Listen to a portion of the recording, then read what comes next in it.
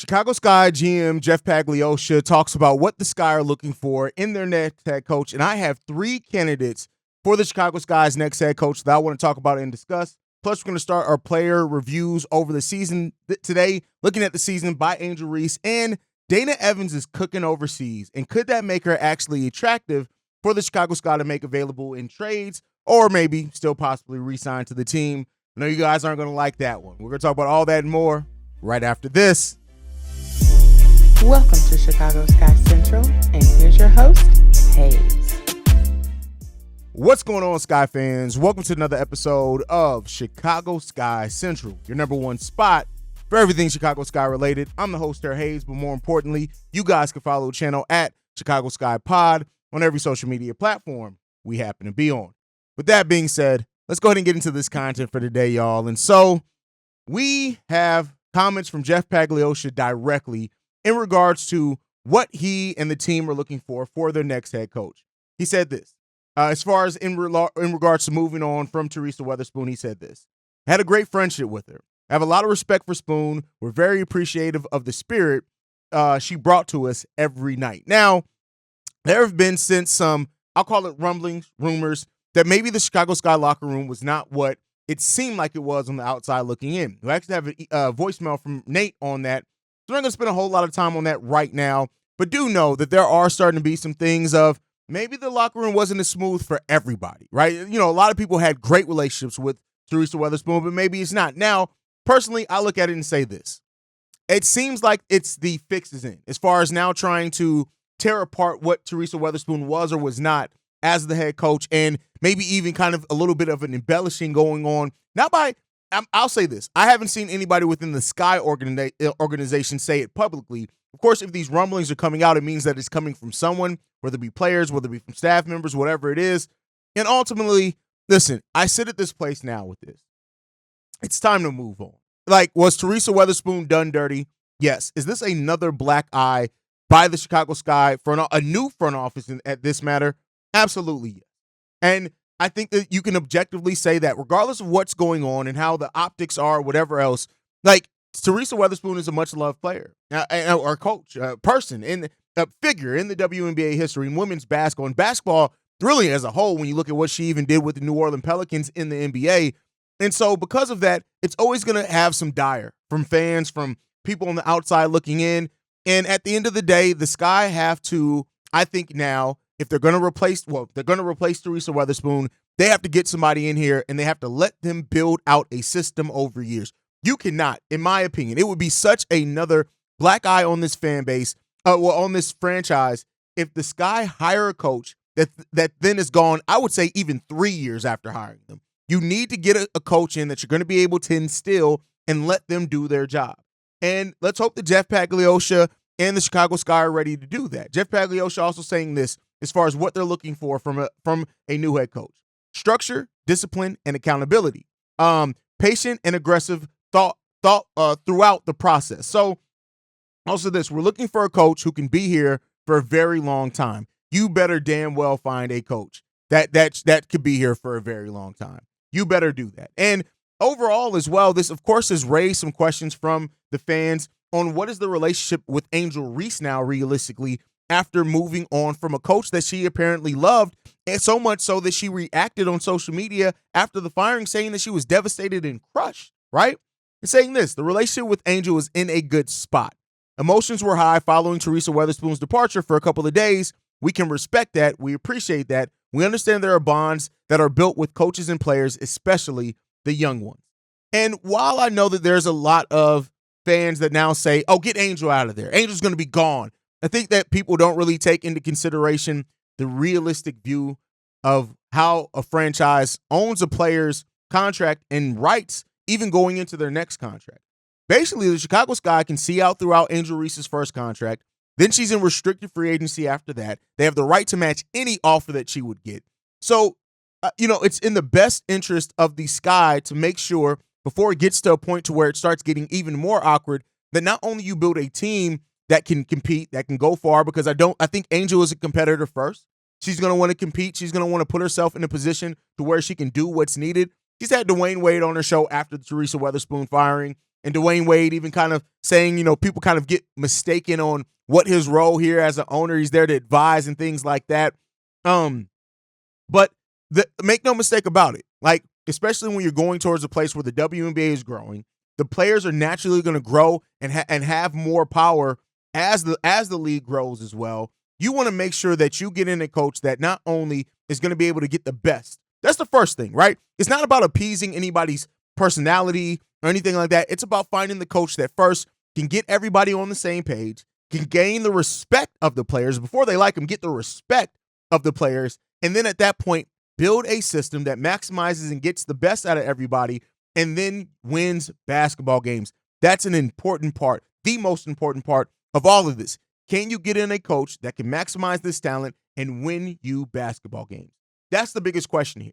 And that's what the Sky are hoping for in finding their next head coach. Now, who are some of those candidates, right? So you've heard a lot of rumors around it. I've even heard Lindsey Harding. Listen, the Sky are not going to be able to get Lindsey Harding. I'm just going to let you know that right now. It's probably not going to happen when it comes down to it. But I do think there are some realistic candidates out here for the Chicago Sky for their next head coach. One of the first ones that I'm going to talk about would probably be my favorite, and that's Curt Miller.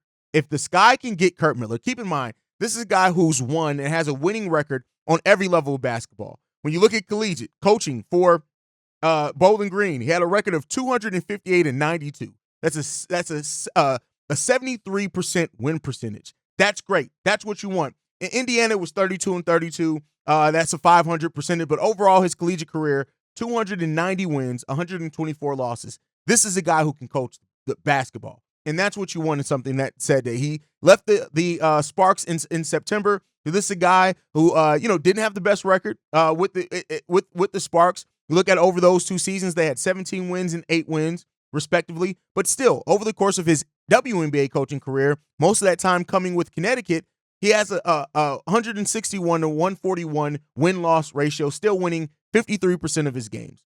Curt Miller is a guy that I think can command the respect of the locker room. I also think that he can he also can coach damn well. He can come up and create a system that maximizes the players first, right? More so than trying to get players to fit into the system. He can build a system around the players, and I think that that's a really good part of that as well. Curt Miller is somebody who would be really high up on my list for the Chicago Sky to go out and entertain. Now, that's if he wants to get back into coaching in the WNBA. Sometimes coaches that have had great success in college, they go back to college because you kind of have more power in college as a head coach, basically operating as the GM there. You can recruit, handle your roster, all those type of things, than what you do being a coach for professional teams.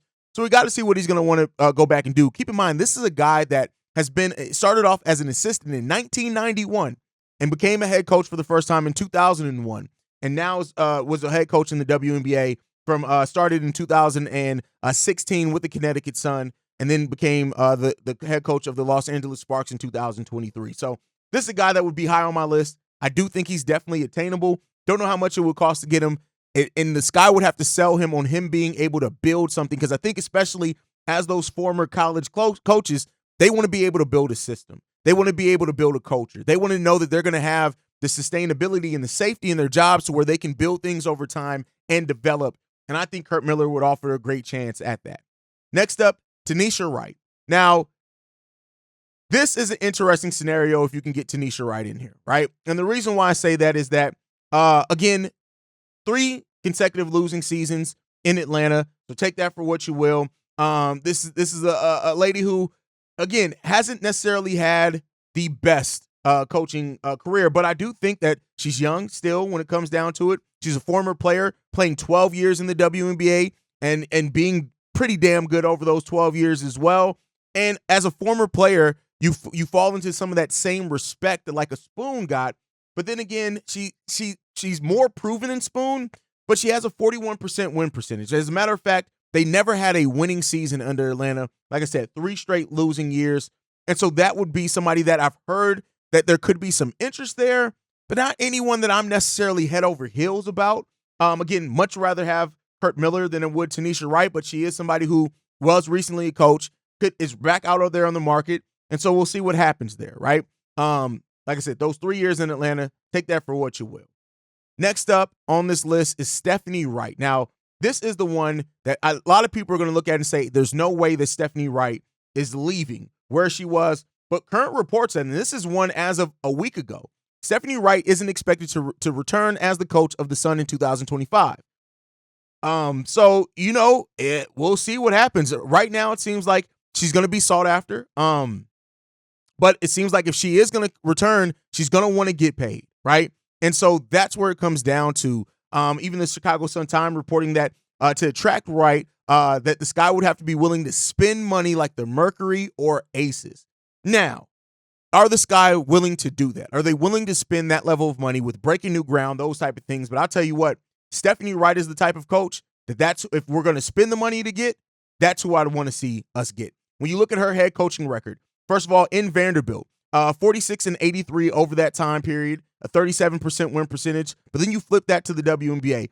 Kind of towards the opposite of Tanisha Wright, she had 2 years in Indiana where she had a winning season of 20-14, and then a 500 season at 17-17, and then 2 winning seasons with Connecticut in 2023 and 2024. She has a head coaching record of 62 win percentage in her time in the WNBA. We know that Stephanie Wright can do what? She can coach basketball.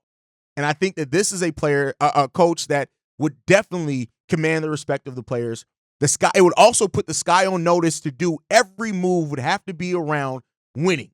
That would have to be. If you hire Stephanie Wright, you're ignoring, or you cannot ignore any move that makes you a better team to win. Everything at that point has to be geared around winning now. You still want to develop over that time, but it has to be around putting a team on the basketball court that can win now. That's the most important thing.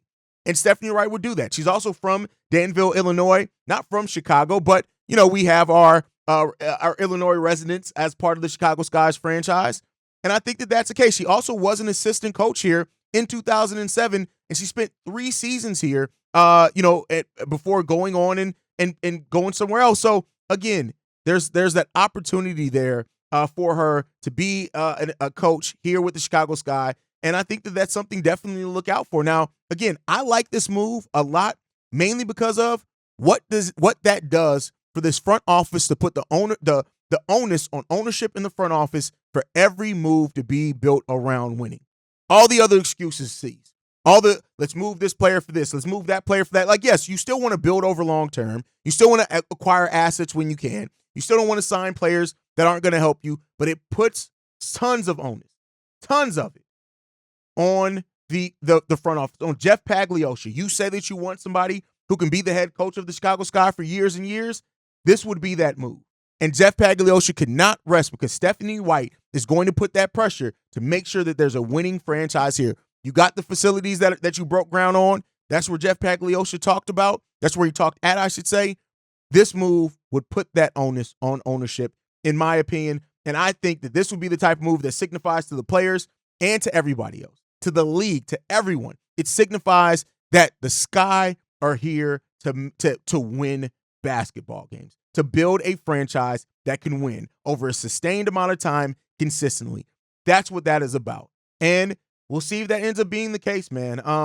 Like I said, I like all these ladies all these potential coaches. Kurt Miller's not a lady. Bring all their positives and negatives, right?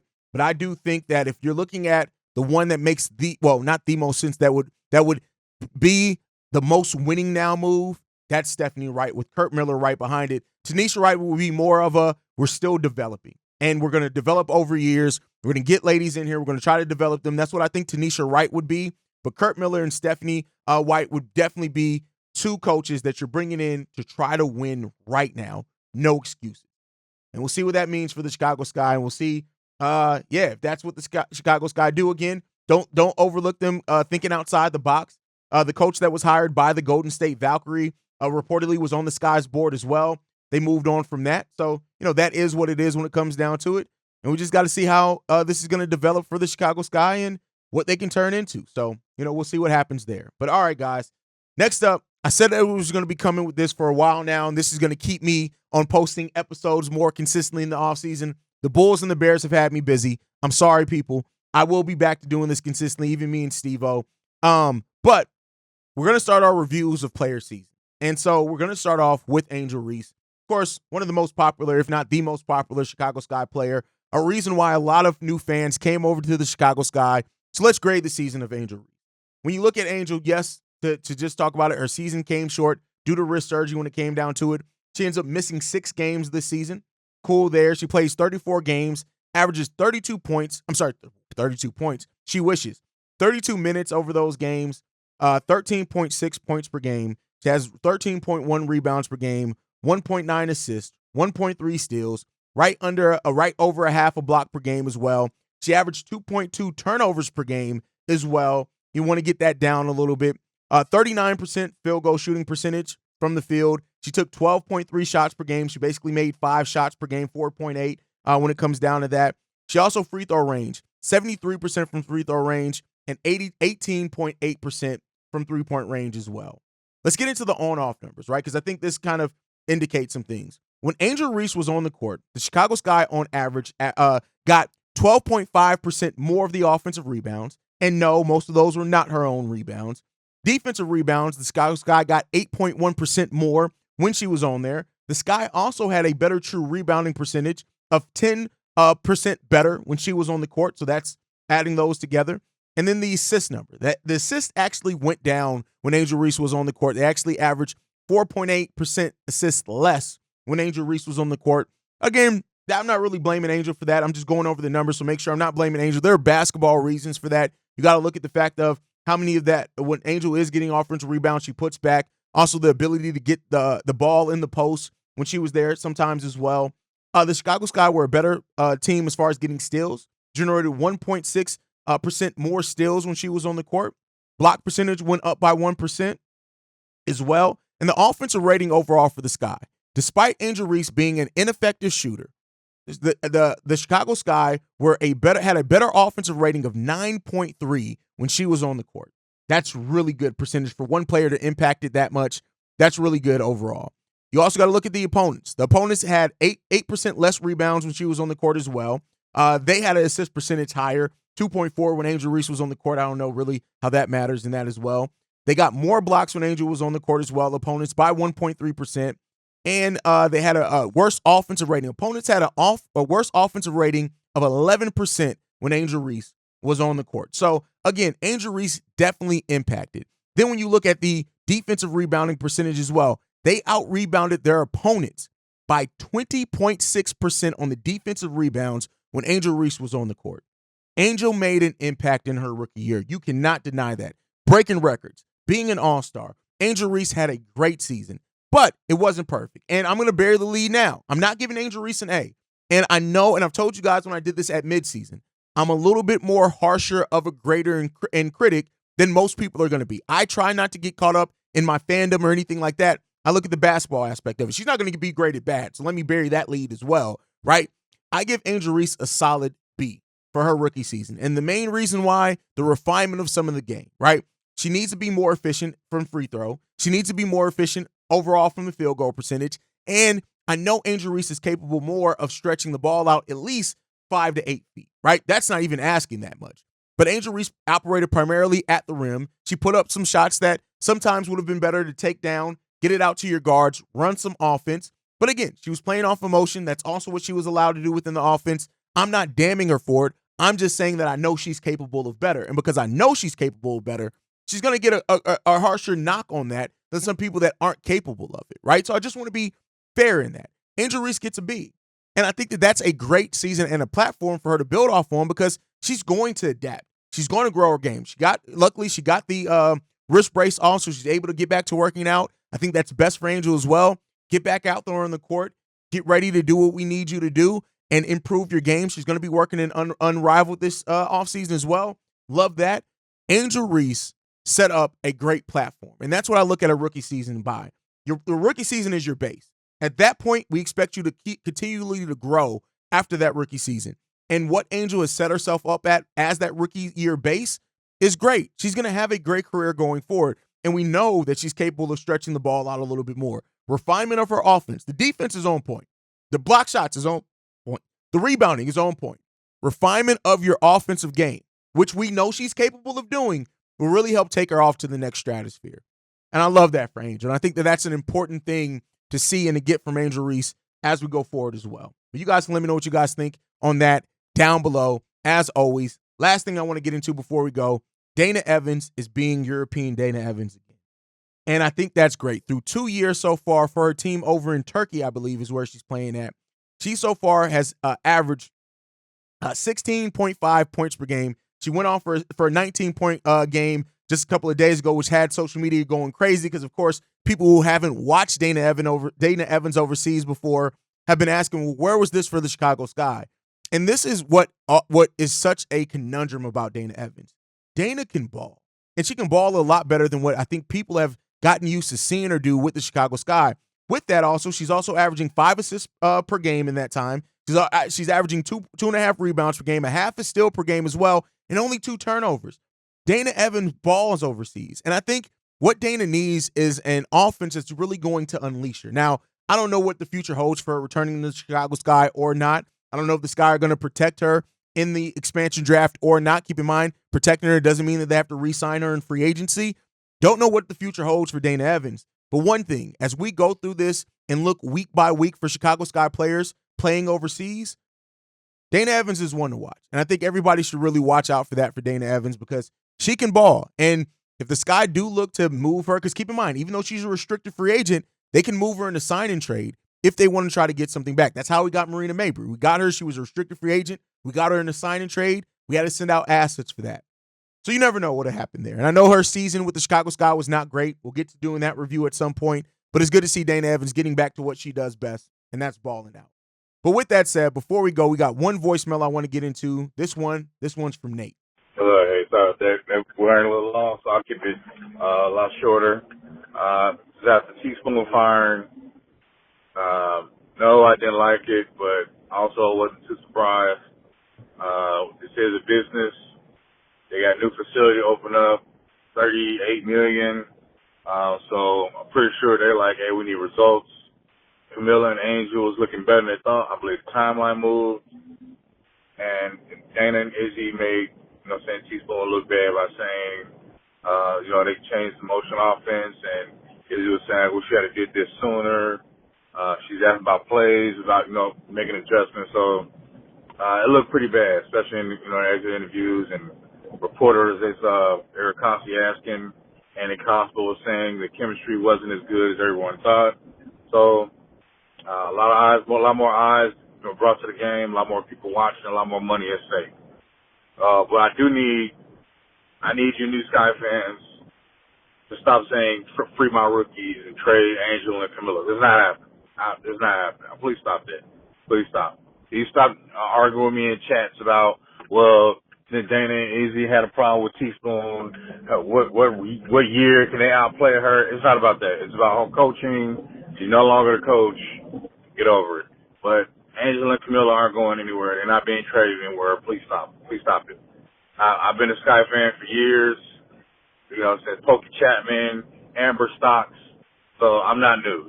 Just stop it, please. They're not getting traded. Jeff wanted them here, like Haize said earlier. They did want her. They want Angel Reese here. Angel Reese isn't going nowhere. Camilla isn't going anywhere. So Jeff was under James Wade. He knew him. But I think Jeff has a different vision. I believe he also wants vets. You should check out the Andy Constable interview. She was saying Jeff wants also vets and talent.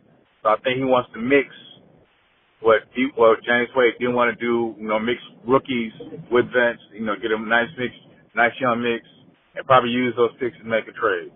I don't know if it'll be stopped to, but I'm eager to see who the new next coach will be. And thanks, Haize. I don't know what you can do in the next episode, but I think you can use this one. The other one's pretty short. Pretty long. Thanks. I 100% agree with you. It's all business, and that's what it comes down to. This is a business. And, ultimately you have to make some tough business decisions. It doesn't mean that everybody's going to agree with it, but I guarantee you if the Sky get a coach in here that coaches this team well and wins basketball games, we'll forgive it. We won't forget, right? Because we're always looking in the back of our head, are they going to do the next coach dirty? But it is a business. And I do appreciate your view on it because sometimes as fans, we can get caught up in our fandom of it and take away from the business aspect. And this is a business. And we'll see how that goes for the Chicago Sky. Hopefully it ends up working out. And they make the right decision. And all the promise that this team still had to be a playoff team next year, and I love that it's worded as like the timeline has changed for the Sky. This guy who went into a rebuild now saw the Kennedy, the Camilla, and all this. You have a foundation now that you can contend for a playoff spot next season. And because of that, they may have changed kind of the way that they viewed and some of the things that they wanted to tolerate. Now, I do think Teresa Weatherspoon would have worked out a lot of her flaws personally. But, hey, they had to make the decision. They're the ones that make it. Now they got to live with it. And let's see, you better make a right decision from it. And we'll see what happens there. But, guys, thank you so much for tuning in. Make sure you guys are following the show at Chicago Sky Pod. You can send us any feedback, questions, comments, concerns. ChicagoSkyCentral@gmail.com. And then lastly, if you want to leave a text message and our voicemail for the mailbag, the number to do so, 773-270-2799. We are the number one spot for everything Chicago Sky related, thanks to you guys. And I'll see you guys the next time we go to Skytown, y'all. Peace. This has been a presentation of the Break Media.